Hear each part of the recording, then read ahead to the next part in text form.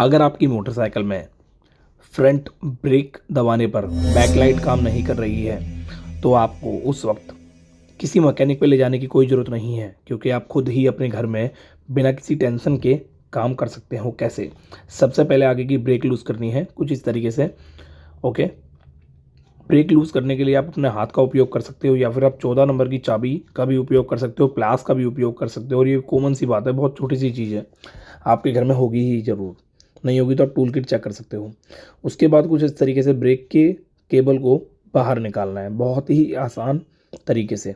ठीक है, ये हमारा ब्रेक लीवर एकदम फ्री हो चुका है।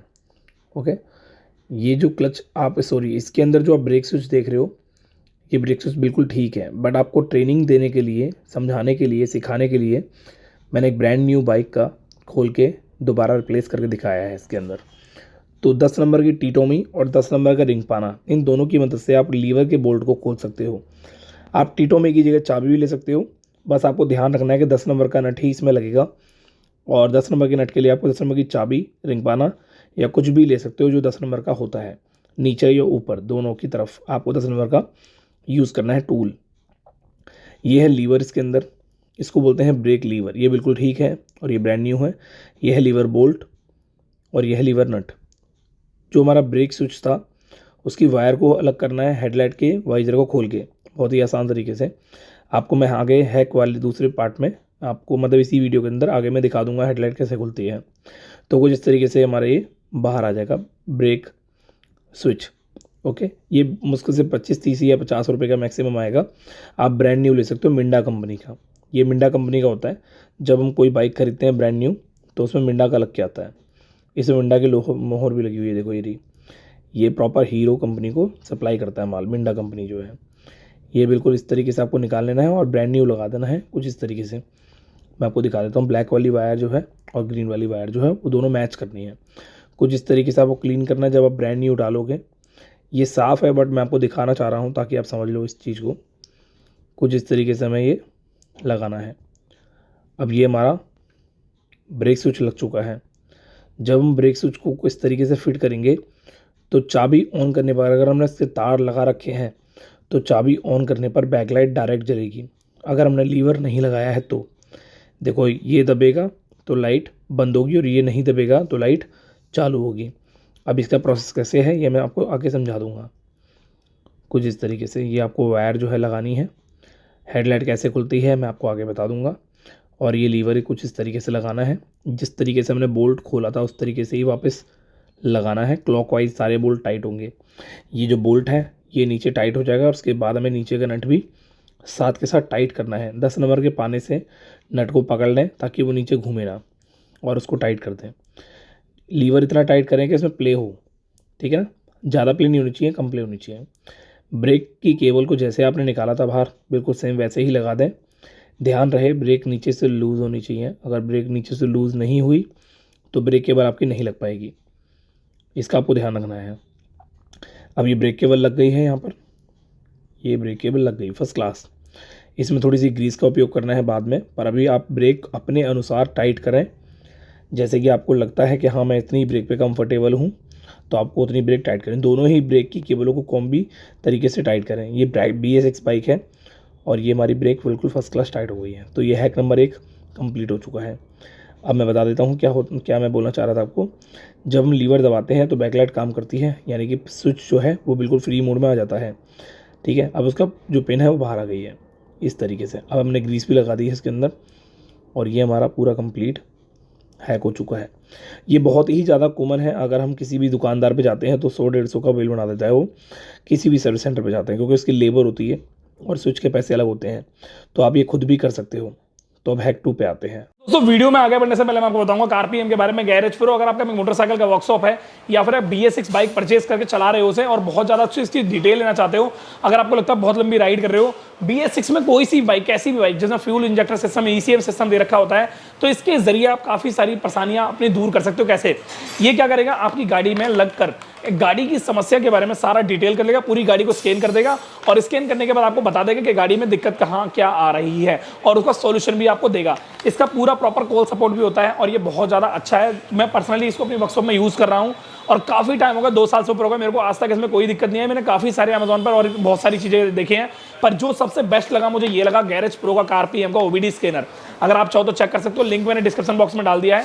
बहुत ही बढ़िया छूट चल रही है, तो जाओ देखो, बहुत अच्छा डिस्काउंट चला है, लिंक पर क्लिक करके इसको बाय करो, परचेस करो और मुझे बताओ कि कैसा है आपके लिए। वैसे मेरे हिसाब से तो बहुत परफेक्ट है। इसमें आप स्कैन कर सकते हो सारे सेंसर, एबीएस को समझ सकते हो, एबीएस में कोई परेशानी है उसको समझ सकते हो, और साथ ही आपकी जो थ्रॉटल बॉडी होती है, ईसीएम होता है और इंजेक्टर होता है, फ्यूल पंप होता है, ये सब के बारे में समझ सकते हो इस गाड़ी के बारे में, इस गाड़ी मतलब इसके जरिए। ठीक है भाई, तो मिलते हैं आपसे वीडियो में। हैक नंबर 2, ये बहुत ही सिंपल तरीका है। अगर आपकी गाड़ी में सेल्फ की प्रॉब्लम आ रही है तो आप सेल्फ की प्रॉब्लम को सॉल्व करने के लिए सबसे पहले ये 2 तार निकाल लें। ठीक है, स्विच को चेंज करने का तरीका बता रहा हूँ आपको मैं। अब ये हेडलाइट कैसे खुलती है मैं आपको आगे दिखाऊंगा। उसके बाद 4 मुंह की पेचकस की मदद से आपको ऊपर की मोंटी के कैप को खोलना है। ये हमने खोल लिया और ये बहुत ही आसान है, आपको बिल्कुल भी परेशान नहीं होना है। इस वीडियो के ज़रिए आप देख के समझ सकते हो, इसे बहुत ही बारीकी से समझाया गया है। हाँ, अगर आप चैनल सब्सक्राइब नहीं करोगे तो बात अलग है, वैसे सब्सक्राइब कर लेना। ये हमें टाई बेल्ट को अलग करना है, तोड़ना नहीं है या नहीं काटना है, प्यार मोहब्बत से सब चीज़ें निकालनी है। ये देखो कुछ इस तरीके से हमारा ये सेल्फ का पूरा कंप्लीट स्विच होता है। हमें एक्सेलेटर की केबल को अभी फ़िलहाल नहीं छेड़ना है और हमने इसकी वायर को थोड़ा सा रोल कर दिया इस तरीके से ताकि ये नीचे ना गिरे, और इसको इस तरीके से हमें खोलना है। वायर को बिल्कुल भी नहीं छेड़ना। अगर आपको लगता है उसी स्विच के अंदर कोई ना कोई WD-40 मार से आपको क्लीन करना है तो कुछ इस तरीके से खोलना है आपको। अगर आपको लगता है ये स्विच ख़राब है, आप दूसरा डालने वाले हो, तो आपको इस वायर को काट देना है या फिर जैसे कंफर्टेबल समझते हो अपने आप को। अब इसके नीचे के स्विच को हमें चेंज करना है, तो उसके लिए हमें 4 मुंह के पेचकस की मदद चाहिए होगी। अब कुछ इस तरीके से एक छोटा सा पेच है इसके अंदर। इस पेज को हम क्या करेंगे, जब हमारी गाड़ी में सेल्फ काम नहीं करता है तो ज़्यादातर मौसम में, ज़्यादातर मतलब तरीके से अगर देखा जाए तो ये स्विच ही ख़राब हो जाता है, क्योंकि ये बहुत ज़्यादा यूज़ होता है इसीलिए। वैसे इसमें 2 तरीके हैं, स्विच भी अलग से आता है और ये स्विच जो है ये पूरा कंप्लीट भी मिल जाता है। जैसे मान लो आपकी गाड़ी में एक्सीटर की जो केबल है उसमें बहुत ज़्यादा ही प्ले आ गई है, तो आप चाहो तो ये मोंटी चेंज करके, या बटन आपकी गाड़ी में दिक्कत कर गया है तो आप चाहो तो मोंटी पूरी चेंज करके प्रॉब्लम को सॉल्व कर सकते हो। मतलब पूरा ही अगर बात की जाए सेल्फ की स्विच की तो 150 या 130-140 रुपये के आसपास का आता है। और वो रेड कलर का जो बटन है वो भी मिलता है, ये मैं आपको आगे वीडियो में बता दूंगा कैसे उसको चेंज करना है। सबसे पहले मैं आपको समझा रहा हूँ कि आप सेल्फ के स्विच को कैसे चेंज करें, और ये आप खुद कर सकते हो। अब जो हमने रोल किया था वायर को वो हमने वापस से निकाल लिया, ये समझ के कि हम अब इसमें नया स्विच डाल रहे हैं। ठीक है, एक्सीटर की केबल को हमने अपने अनुसार टाइट कर दिया, इसको ज़्यादा ऐंठ के टाइट नहीं करना है। एक्सीटर की जो थ्रॉटल था, इस थ्रॉटल को हमने इस तरीके से लगा देना है। अगर आप चाहो तो थ्रॉटल में ऑयलिंग भी कर सकते हो, ग्रीस का इस्तेमाल आपको बिल्कुल भी नहीं करना है यहाँ पर। और ये कुछ इस तरीके से हमारा ये लग गया। हैंडल में ऊपर एक हॉल देख रहे हो आप, उस हॉल के अंदर ऊपर का जो माउंट है वो उसमें अटैच होगा कुछ इस तरीके से। ये देखो एकदम फर्स्ट क्लास। अब वो जो हैंडल में जो हॉल आप देखा था आपने, उसमें जब माउंट हो जाएगा तो उसके बाद इसमें मूवमेंट नहीं रहेगी, मतलब प्ले नहीं रहेगी बिल्कुल भी। ये देखिए बिल्कुल परफेक्टली टाइट हो चुका है ये देखिए एकदम परफेक्ट। अब ये हमारा एक्सीलरेटर जो है परफेक्ट काम कर रहा है। हमने इसका सेल्फ का स्विच चेंज किया है, आपको वीडियो में दिखा के। स्विच वही है बट हमने रिप्लेस करने का तरीका आपको समझाया है। और ये कुछ इस तरीके से इसके वायर को वायर से जोड़ना है। वायर को वायर से जोड़ने के लिए आपको बहुत सिंपल तरीका आजमाना है। जिस कलर की वायर है उसी कलर की वायर को अटैच करना है दूसरी कलर से। ठीक है, अब देखो जैसे कि ब्लैक को ब्लैक से अटैच करना है और येलो को येलो से अटैच करना है। आपको ध्यान देना है कि जो वायर है उसका कलर बिल्कुल भी मिसमैच नहीं होना चाहिए। टाई बेल्ट आपने जैसे खोली थी बिल्कुल सेम वैसे ही आपको टाई बेल्ट को लगा देना है। ज़्यादातर केस में क्या होता है, टाई बेल्ट को हम काट देते हैं, तोड़ देते हैं, तो वो बहुत गलत होता है। गाड़ी के साथ की जो टाई बेल्ट होती है वो ओरिजिनल होती है, बढ़िया कंपनी की होती है। अब जब अलग से मार्केट से खरीदते हैं तो इतना मज़ा नहीं आता टाई बेल्ट में, वो अच्छी होती है। टाई बेल्ट जब लगाओ तो ध्यान रहे आपको टाई बेल्ट टाइट ज़्यादा नहीं करनी है। अब मैं बात करता हूँ सेल्फ के बटन की। देखो ये है बटन हमारा सेल्फ का। ठीक है, अब इस सेल्फ के बटन को भी हम चेंज कर सकते हैं बिना किसी टेंशन के। कैसे? सिर्फ सिंपल में हमें नीचे का 4 मुंह का पेज खोलना है और ये पूरा बटन ही हमारा चेंज हो जाएगा। और अगर बटन में दिक्कत है तो हम WD-40 स्प्रे से भी इसको यूज़ कर सकते हैं। और ये सिर्फ 1 से 1.5 मिनट का काम होता है, आप घर पे भी ठीक कर सकते हो।